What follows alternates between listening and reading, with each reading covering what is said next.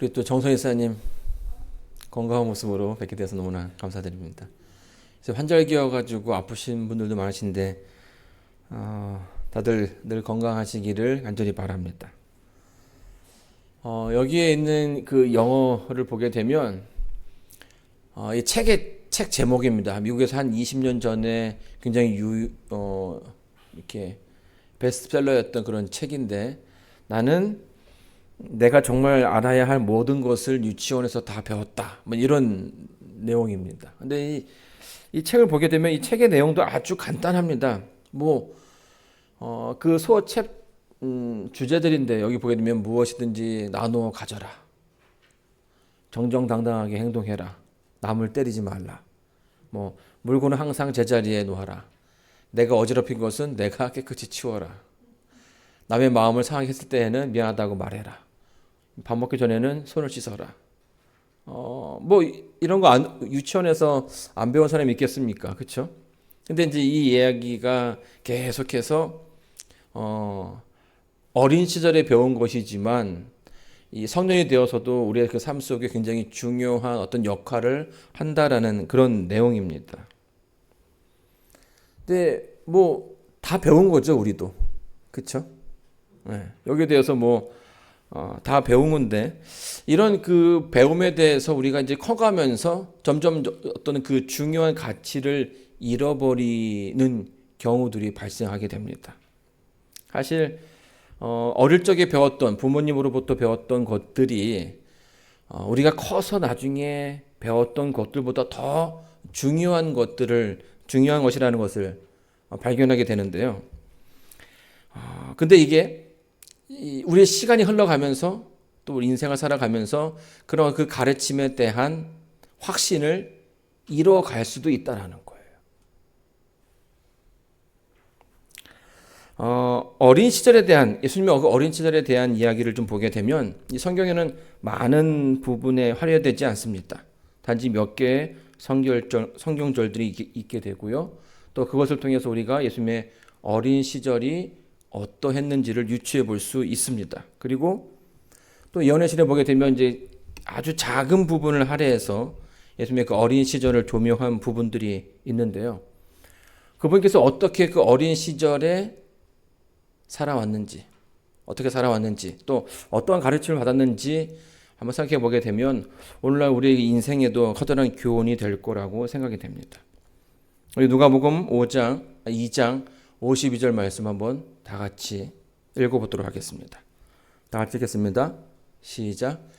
예수는 그 지혜와 그 키가 자라가며 하나님과 사람에게 더 사랑스러워 가시더라. 예수님의 어떤 그 어린 시절을 아주 함축적으로 설명하고 있는 그런 성경절인데요. 그분의 그 어린 시절은 그 지혜가, 키가 자라남에 따라서 하나님과 또 사람에게 더욱더 사랑스러워졌다라는 얘기를 하고 있습니다. 자, 무엇이 예수님의 그 어린 시절을, 유년 시절을 사랑스럽게 만들었을까요? 예언의 시를 보게 되면은 이 부분을 이렇게 설명해 주고 있습니다. 그는 정신이 민활하고 통찰력이 있었으며 나이에 비하여 생각이 깊고 지혜가 있었다. 그러면서도 그의 품성에는 균형 잡힌 아름다움이 있었다. 그의 마음과 육체는 아이의 성장 법칙에 따라 점점 발육하였다. 예수께서는 유년에 독특한 사랑스러운 기질을 나타내셨다. 그의 자진하여 돕는 손은 다른 사람들을 돕기 위하여 언제나 준비되어 있었다. 그는 아무것도 침해할 수 없는 인내와 결코 교상함을 희생시키지 않은 진실성을 나타내셨다. 원칙에는 반석과 같이 확고하였지만 그의 생애는 이기심 없는 인정을 드러내셨다. 예수님의 그 어린 시절을 보게 되면 그분의 그 삶 속에서 드러났던 어떤 품성들이 있습니다. 여기 보게 되면 인내라든지 진실함, 그리고 타인을 위한 도움, 이기심이 없는 인정을 이렇게 설명해 주고 있는데요. 예수님의 어떤 삶과 여러분의 그 삶을 비교해 보자면 어떻습니까? 예수님께서 그 어린 시절에 배워왔던, 또 가지고 있었던 어떤 그런 품성들이 오늘 여러분의 그 삶 속에서도 잘 드러나고 있습니까? 여러분 잘 인내하십니까? 진실하십니까? 또 남을 돕는 데에 이렇게 여유로우십니까? 그리고 이기심 없는 그런 자비로운 그런 마음을 가지고 계십니까? 우리가 이제 어릴 적부터 이런 것들 참 많이 배운 것 같아요. 참으리는 세계면 살인도 면한다. 또 뭐 남을 도울 때면 어떻게 해요? 대가를 바라지 말고 도와라. 정직하라고 배웠죠. 솔직해라. 근데 지금 저희가 이제 배웠던 그런 모든 모습들이 바로 예수님께서 어린 시절에 살아오셨던 그런 모습이라는 거예요. 그런데 오늘 우리가 살고 있는 이 시대에는 이제 이런 어떤 그 덕목들이 다 온전하게 인정을 받지는 못하고 있습니다. 우리의 어떤 그 어릴 적의 그 가르침이 무시받고 있는 그런 시대가 되어버린 거죠. 어떤 사람들은 그러한 가르침들이 오늘날 우리의 그 현실에는 너무 맞지 않다라고 얘기하기도 합니다. 예를 들면 남을 다 용서해주면 내가 성공할 수 있겠느냐. 어떻게든지 이 사회에서 성공하려면 그 누군가의 어떤 그 흠집을 잡아서 끌어내려야 그리고 그 사람을 이렇게 발판 삼아서 내가 올라갈 수 있는데 그 사람들 다 용서해주고 다 베풀어주고 이렇게 아량 있게 살면 언제 성공하고 언제 돈을 버느냐 이런 얘기를 하는 사람들도 만나게 됩니다.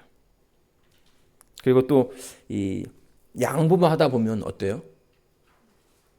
왠지 저 사람은 다 양보해 줄 거라는 생각으로 그 상대가 나를 또 그렇게 대하기도 한다라는 겁니다. 그러다 보면은 나를 좀 우습게 보는 것은 아닌가라는 생각이 들기도 하죠. 그래서 어르신들의 어떤 그런 가르침, 어린 시절에 배웠던 그런 가르침들이 오늘날 이 시대와는 조금 맞지 않는 것은 아닌가 하는 생각을 해보게 된다는 거죠.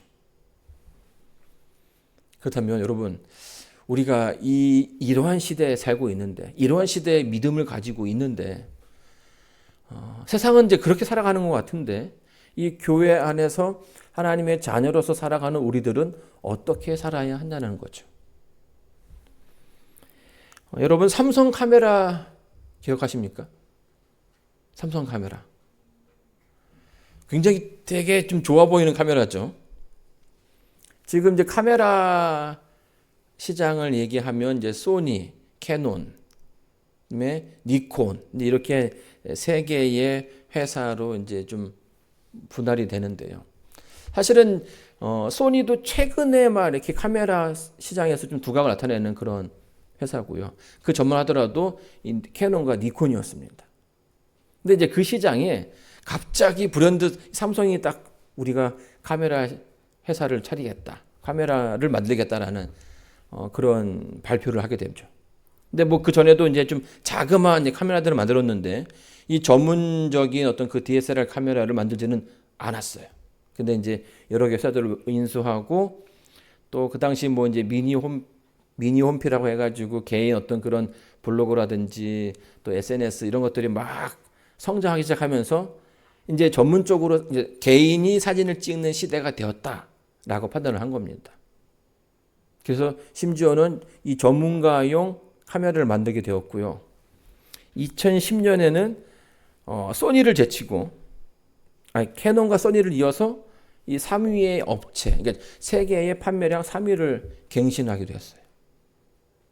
자, 그러면 지금 삼성 카메라가 있느냐라고 했을 때 여러분 어떻게 생각하십니까? 지금 있을까요, 없을까요? 예, 지금은 삼성 카메라, 그러니까 이 삼성 카메라를 만들었던 삼성 테크윈이라는 그 회사를 삼성이 하나한테 팔아 넘기게 됩니다. 근데 그 결정은 뭐냐면 이제 카메라 사업은 사양길이다. 우리가 더 이상 여기다가 투자해서 득볼 게 없다라고 생각하는 겁니다. 경영의 원칙을 보게 되면요, 이 아주 간단한 겁니다. 되는 건 가지고 가자. 그렇죠? 안 되는 건 일찌감치 털고 나가자라는 거예요. 그래서 이 삼성이라는 그 회사가 봤을 때에 이 카메라 이 분야만큼은 처음에는 어떤 그런 그 가치가 있다라 생각했는데 시간이 좀 흘러가면서 핸드폰이 막 개발이 되면서 여기에서 우리가 먹을 건 없다 해서 거기에 투자했던 모든 것들을 다 팔아 없애고 다른 사업에 치중하는 모습을 보였던 것입니다. 여러분 이게요. 삼성의 어떤 그런 모습들이 오늘날 우리가 살고 있는 이 세상의 모습이에요. 되는 것만 하자. 안 되는 거 일찌감치 포기하자라는 거예요. 이게 이제 아주 유명한 이제 전략이죠. 선택과 집중을 하는 것입니다. 근데 제가 예전에 목회를 할 때에 저희 교회에 좀 이 멘탈에 좀 문제가 있던 분이 계셨어요. 근데 막 이분이 다른 여지 사람들이랑 계속 이렇게 악유도 하고 막 블레임도 하고 막 이러는 분이었어요. 근데 이유가 없어요. 그러니까 이제 저도 목회를 하는 입장에서는 이제 그분이 마음 한편으로는 굉장히 부담이 됐겠죠. 근데 뭐 우리끼리 있으면 뭐 저분은 원래 그런 분이야라고 인정하면 사실은 큰 부담은 없는데 가끔씩 누가 옵니까? 이 손님들이 오는 거 아니겠습니까? 이 손님한테라도 혹시라도 해코지 할까봐 늘 그게 고민이 됐던 거죠.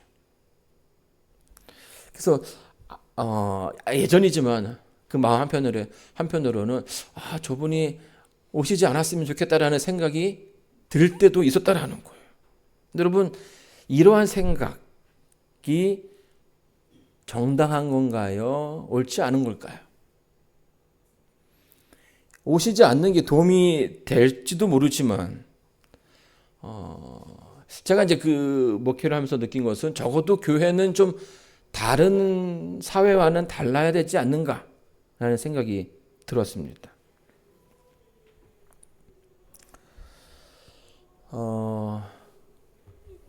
군대를 가게 되면요, 이제 행군을 하게 됩니다.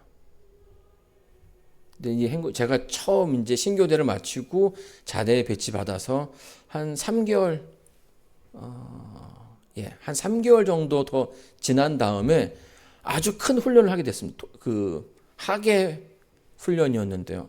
엄청 덥고 힘든 그런 시기였습니다. 근데 그날 저희가 이제 그 산을 4개를 아침부터 해가지고 4개를 넘어야 됐는데 산 2개를 넘으니까 해가 졌어요.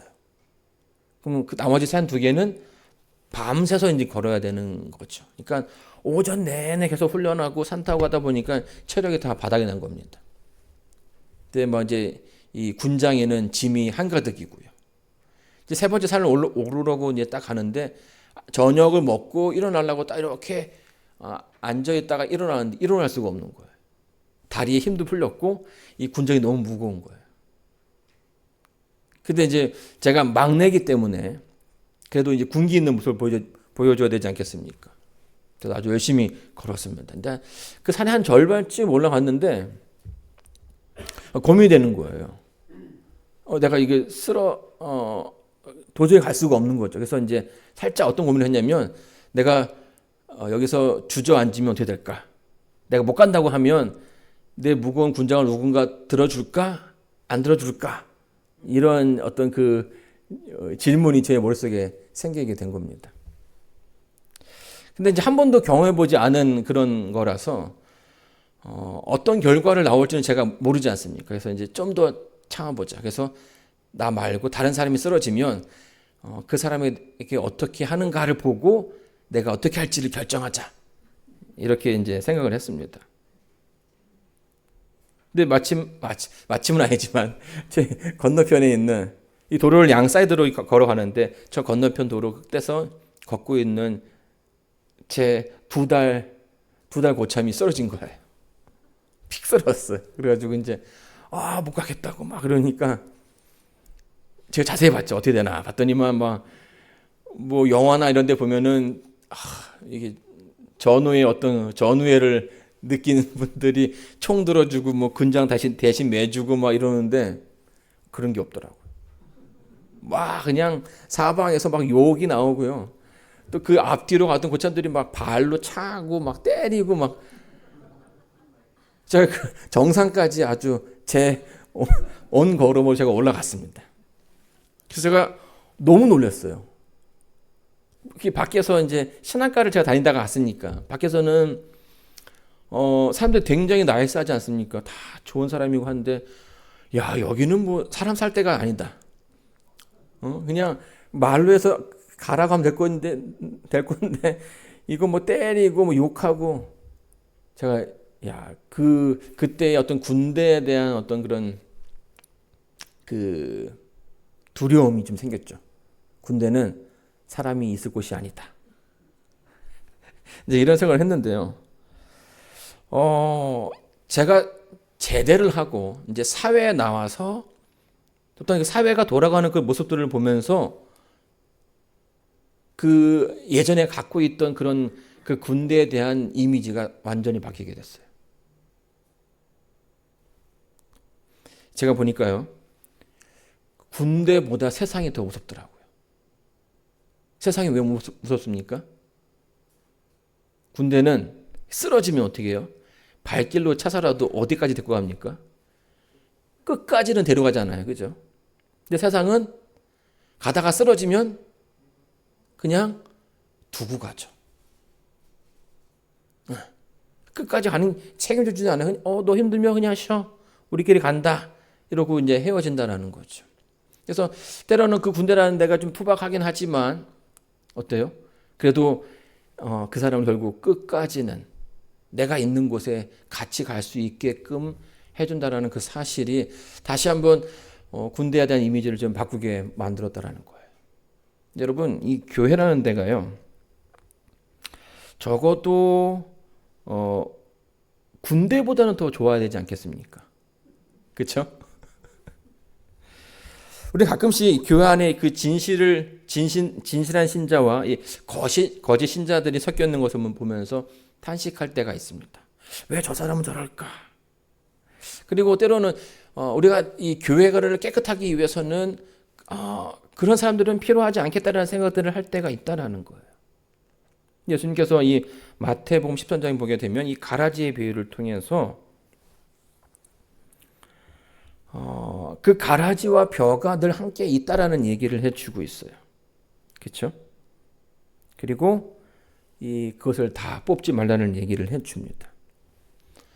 여러분 여기에 그 세 개의 곡식이 있습니다. 밀과 가라지와 보리. 다 다른 거예요. 구별하시겠습니까? 어떤 게 보리일까요? 이쪽에 있는 거요? 1번이요? 1번이 보리, 2번이 가라지, 3번이 밀? 네. 순서대로 제가 써놓긴 했습니다. 제가 헷갈릴까봐. 네, 이게 밀이 더 두껍고요. 중간에 가라지고 보리라는 거죠. 예수님의 종들이요. 예수님의 그 제자들이 가라지를 뽑겠다라고 얘기를 합니다. 그러자 예수님께서 뭐라고 했냐면, 가만두어라. 가라지를 뽑다가 곡식까지 뽑을까 염려하노라. 이렇게 얘기를 해주셨죠. 사실은 이것을 구분하기가 굉장히 어렵다라고 얘기해요. 특별히 어떤 열매를 맺지 않는 상태에서는 이게 볼인지 밀인지 가라지인지 그 이파리만 봐서는 쉽게 판결할 수가 없다라는 거예요. 물론 이제 성경에 보게 되면 예수님께서는 어떤 그 공공연한 죄를 고집하는 사람들의 교회에서 이렇게 출교하라고도 얘기를 하셨습니다. 자, 그런데 누군가를 판단하는 것은 굉장히 어려운 일이죠. 또 특별히 우리 인간은요, 그 사람의 어떤 그 동기라든지 품성을 판단할 수가 없다라는 거예요. 그런 섣불른 판단 가운데 오히려 상처를 누군가에게 주는 그런 일들이 더 많게 되는 거죠. 여러분, 우리나라에서요, 사형제도를 폐지하는 이유 중에 하나, 그러니까 여러 나라들이 이 사형제도를 폐지하는 이유 중에 하나는 뭐예요? 만약에 한 명이라도 잘못된 판결로 인해서 그 사람이 죽게 된다면 그 사람의 그 생명은 누가 책임을 지느냐라는 거죠. 근데 여러분, 실제로 우리의 어떤 그 재판, 잘못된 판결 때문에 억울한 옥살이를 한 사람들이 굉장히 많다라는 사실을 우리가 이 역사 가운데서 발견할 수가 있습니다. 자, 여러분, 우리가 천국에 가면 3번 놀란다고 합니다. 어떻게 놀랍니까? 내가 왔구나라는 거 처음 놀래고요. 두 번째는 저 사람이 여기 왜 있지? 이렇게 놀라는 거고요. 또 세 번째는 그 사람이 왜 안 왔지? 이런 식인 거예요. 뭐 이제 예화가 얘기해 주는 아주 간단한 이야기지만 우리가 누군가의 인생에 대해서 쉽게 판단하기가 어렵다라는 거예요.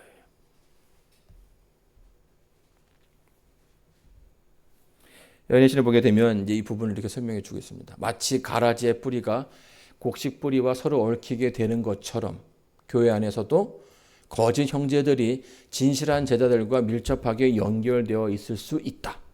이런 거짓 신자들의 본성이 완전히 드러나지는 않을 것이다. 그런데 만약 이러한 사람들이 교회에서 끊어버리려고 하면 그런 일이 없었더라면 흔들리지 않고 견고히 서 있었을 다른 사람들까지 넘어지게 할 수 있다는 거예요.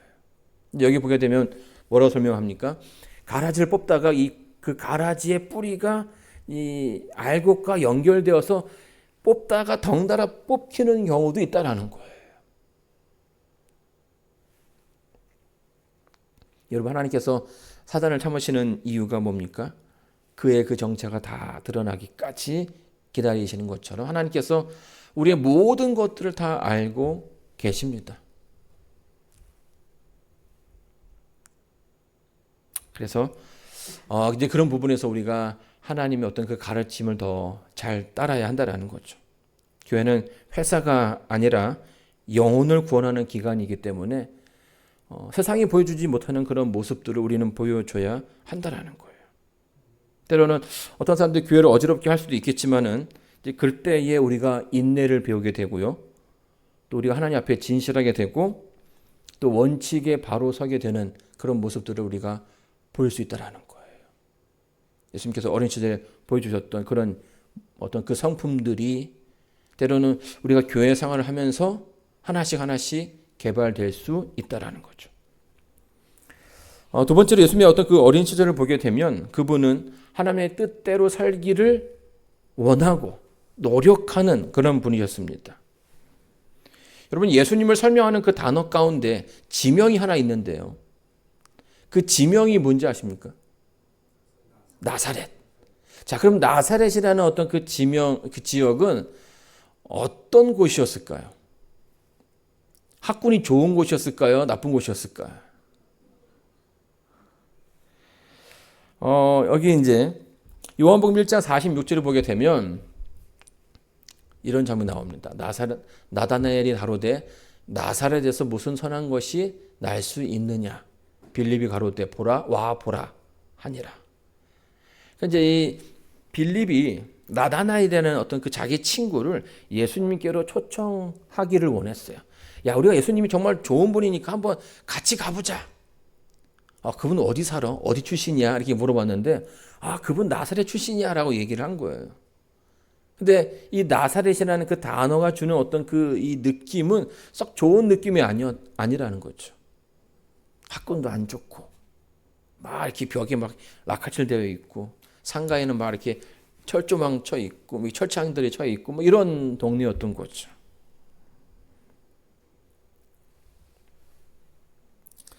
여러분, 사람의 성품은 환경의 영향을 받습니까? 받지 않습니까? 이제 이런 말이 있습니다. 강남 종귤, 강북 위지. 이게 무슨 말입니까?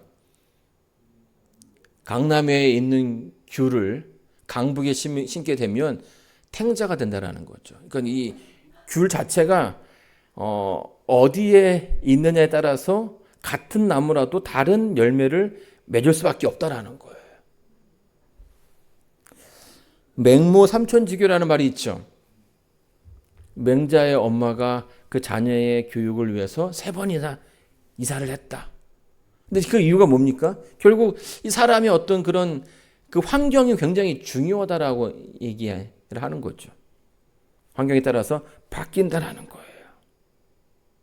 그래서 제가 중학교 때 성경 뭐 이렇게 잘 읽는 건 아니었지만 말씀 듣고 하다 보니까 어느 날 문득 갑자기 시골에 가야겠다는 생각이 들었어요. 중학생 때. 왜냐면 죄 많은 이 세상에서 살기가 너무 힘든 것 같더라고요. 그래서 내가 시골에 가서 좀 더 깨끗한 삶을 살아야겠다. 이런 생각을 하고선 이 얘기를 이제 교회 전도사님께 얘기를 했죠. 전도사님, 제가 아무래도 시골로 가야 할 것 같습니다. 그랬더니만 한참을 듣더니만 그 읽어주신 그 성경절이 바로 이제 요한복음 1장 46절이다라는 거죠. 그러니까 예수님께서 정말 그렇다면 너의 그 생각이 이 땅에서, 그러니까 이 땅이 죄되기 때문에 네가 그것을 피하기 위해서 시골로 가야 한다면 예수님은 이곳 나사렛에서 자라면 안 됐다라고 얘기하는 거죠. 누구보다도 정말 다른 지역보다 굉장히 분위기가 안 좋은 지역이었지만 예수님은 거기에서 20몇 년을 살아오셨다라는 거예요. 그런데 그럼에도 불구하고 여러 많은 유혹이 있었겠지만 그럼에도 불구하고 그 가운데서 하나님의 성품을 잃어버리지 않았다라는 거죠.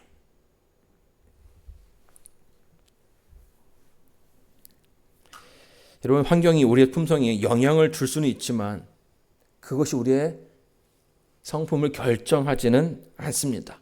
오히려요.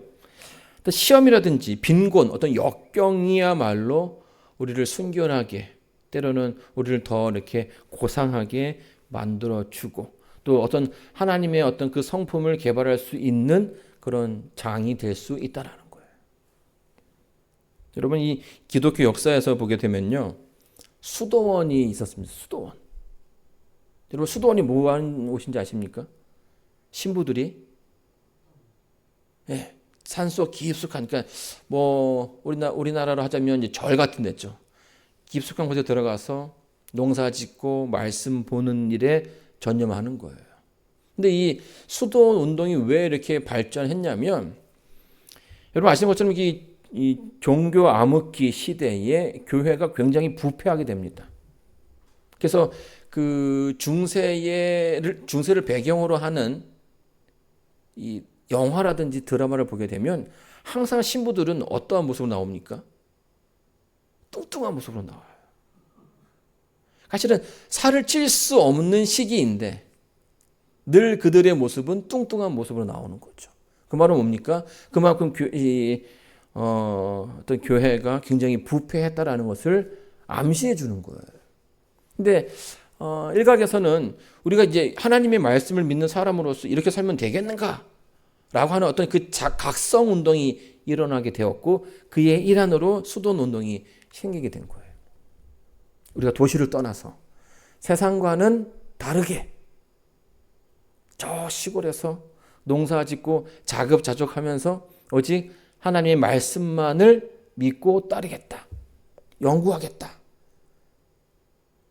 그래야 우리의 성품이 더 깨끗해질 수 있다. 이렇게 생각한 거죠. 자, 그러면 이 수도원 운동은 성공했을까요? 실패했을까요? 실패합니다. 한 세대가 넘어가면서 다시 또 변질되기 시작해요. 이 수도원 운동 다음에 나온 게 뭐냐면 탁발 수도회예요. 자, 우리는 이제 성당도 필요 없다. 그냥 집집 다니면서 이 구걸하면서 이렇게 음식 얻어먹고 그냥 말씀에만 치중하겠다. 이렇게까지도 됐어요. 그러니까 가진 모든 소유를 다 버리겠다라고 하는 지경까지도 이르렀지만 이 탁발수도회도 결국 다시 어떤 부패하게 되는 그런 어떤 나쁜 역사를 가지게 됩니다. 여러분, 결국은요, 여기서 보게 되면 이 그들에게 주어진 그 환경, 우리가 이제 환경 때문에 우리가 그 성품이 망가지는 것이 아니라 우리가 어떻게 생활하느냐에 더 치중해야 한다라는 것이죠. 예수님은요, 당신 스스로가 어린 시절에도 참 많은 어떤 그런 시험받을 수밖에 없는 그런 환경에 처했지만 그 가운데서 자신의 환경에 의해서 생활하는 그런 모습이 아니었다라는 거죠. 환경을 뛰어넘는 하나님의 그 말씀 위에 살고자 하는 그런 원칙들이 그의 삶 속에 있었고 그것을 더 열심히 지키고자 또 보호하고자 하는 그런 마음으로서 하루하루를 살았다라는 겁니다. 그래서 우리가 때로는 우리의 그 삶 속에 어려움이 있을 수 있지만 그것이 늘 나쁜 것만은 아니라는 거예요. 야고보에 보게 되면 야고보는 이렇게 우리를 또 조언합니다. 내 형제들아, 너희가 여러 가지 시험을 만나고도 온전히 기쁘게 여기라. 그 시험 가운데서 우리가 하나님의 성품을 만들어낼 수 있다는 것이에요. 환경을 초월하는, 상황을 이겨내는 여러분의 그 신앙이 있게 되기를 간절히 바랍니다. 세 번째로는 예수님은 아주 건강한 분이셨습니다. 최선을 다하는. 우리가 이제 그 어린 시절이 짧기 때문에 그분의 어떤 그 삶 속에서 그 어린 시절이 이렇게 지나가지만, 빠르게 지나가지만 뭐 대충 살 것 같다는 생각을 하게 되지만 연애신을 보게 되면 그렇지 않다라는 것을 확인하게 됩니다. 연애신에 이렇게 설명합니다. 예수께서는 시골집에 사시면서 가사를 돌보는 일에 자신의 역할을 신실하고 기쁜 마음으로 행하셨다. 그분은 전에는 하나님의 하늘의 사랑아니었으며 천사들은 그분의 말씀을 이행하기를 즐겨 하였다. 그러나 이제 그분은 자원하는 종이 되고 사랑스럽고 순종하는 아들이 되셨다. 그분은 시술을 배우고 몸소 요셉과 같이 목공소에서 일하셨다. 그분은 보통 노동자가 입는 검소한 옷을 입고 비천한 작업을 위해 내왕하면서 그 작은 마을의 거리를 오르내리셨다. 그분은 자신의 부담을 경감시키거나 수고를 돌리기 위해 당신의 신성의 능력을 사용하지 않으셨다. 자, 이게 보게 되면은 예수님은 그 어린 시절에도 아주 열심히 살아오셨다라는 것을 확인할 수 있습니다. 체력을 묵묵하게 사용한 것도 아니고요. 건강을 유지하기 위해서 아주 적절한 그런 운동과 활동들을 했다라는 것이에요. 또한 그렇게 하기 위해서는 자기의 그 역할에 최선을 다했습니다. 연장을 다루는 일에도 서투르지 않게끔 연습을 하고 잘 어떤 꾸며진 그런 삶을 살아가신 거죠. 그러니까 그분의 어떤 품성이 완전한 것처럼 그분은 몫으로서도 완벽한 또 완전한 그런 일꾼으로 살아오셨다고 설명을 해주고 있습니다. 그래서 그 예수님의 그 모습을 통해서 우리가 또 느낄 수 있는 것은 우리의 그 삶 속에도 나에게 그 주어진 역할들에 대해서 어떻게 행해야 되는가 이런 질문들을 할 수가 있다라는 것입니다. 근데 제가 보니까 뭐 이런 부분에서는 우리 교회 뭐 장로님이라든지 지사님들은 예수님께 아주 좋은 칭찬을 받을 거라고 생각이 됩니다. 우리 교회 분들의 어떤 그 솔선수범하는 모습들, 또 자원하는 그런 모습들이 많은 사람들에게 좋은 감동을 주고 있고요. 뭐 예배를 준비하거나 인도하시는 부분들, 또 뭐 결석자를 체크하고 연락해주고, 또 교회 어떤 문제들이 있으면 또 알아서 또 이렇게 해결해 주시고. 사실 이 큰 교회가 아무런 문제 없이 잘 돌아갈 수 있다는 것은 어떻습니까? 보이지 않는 구역에서 누군가가 자기 역할들을 잘 해간다는 거예요. 이 커다란 시계가 하나 돌아가려면 그 안에 있는 많은 부품들이 있는데요. 이것 중에 하나만 망가져도 시계는 돌아가지 못하는 거예요. 우리 마운틴뷰 교회는 그런 면에서 아주 건강한 교회라고 생각합니다. 여러분 한 분 한 분의 역할이 너무 소중하고요. 그 감당하는 그런 모습이 하나님께서 보시기에도 굉장히 아름다운 모습이라고 생각이 됩니다. 네 번째로 예수님은요, 유쾌하신 분이었습니다. 기쁨을 주실 수 있는 분이었어요. 예수님께서 십자가에 달려 돌아가실 때의 그 죄명이 뭔지 아십니까? 예수님의 죄명? 그거는 세상을 어지럽게 하는 죄였어요. 사람들을 혼란케 한다 하는 죄명이었죠. 수많은 그리스도인들이 그런 죄명으로 박해를 받게 됩니다. 자, 그런데 기독교는 그러한 종교가 아니죠. 기독교는 질서를 지키고 사람들에게 진리와 희망을 주는 종교입니다. 그리고 사람들을 행복하게 해주는 그런 종교이죠. 마태복음 5장 9절에 보게 되면 이 팔복 가운데 이런 말이 있습니다. 화평케 하는 자는 복이 있나니 저희가 하나님의 아들이라 일컬음을 받을 것이며. 영어로는 이제 피스메이커라고 얘기하는데요. 평화를 만드는 사람들은 하나님의 자녀, 아들이라고 불러진다라는 것입니다. 또 반대로 생각하게 되면 하나님의 아들의 역할이 뭐라는 겁니까? 평화를 만드는 사람이라는 거죠. 예수님은 늘 그가 있는 곳에 사람들에게 웃음을 주는, 또 유쾌함을 주는 그런 분이었습니다. 그 분위기를 굉장히 좋게 만드는 사람이었다라는 거죠.